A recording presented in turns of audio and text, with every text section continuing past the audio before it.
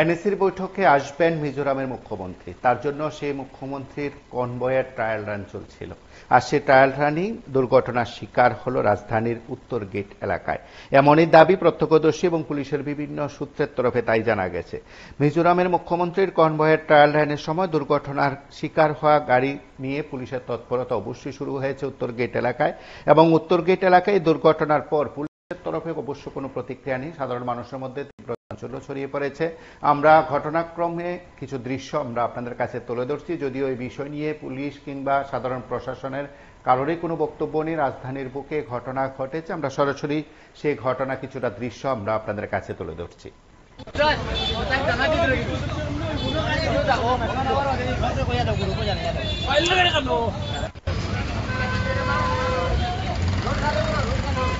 একটু যদি distance safely তার বাসানির চেষ্টা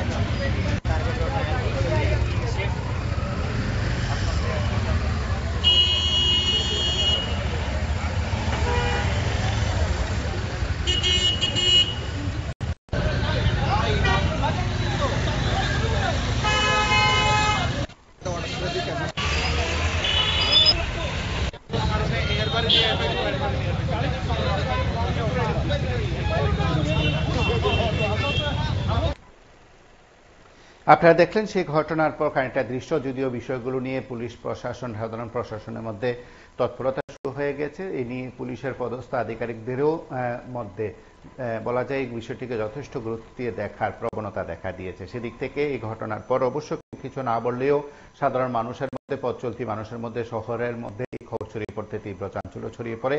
যদিও এই দুর্ঘটনার পর পুলিশের তরফে, প্রশাসনের তরফে নতুন করে গাড়ি দেওয়া ইত্যাদি বিষয়গুলো আজ সম্পূর্ণ করা হয়েছে বলে খবর। আপনারা সঙ্গে থাকুন, দেখতে থাকুন PV24।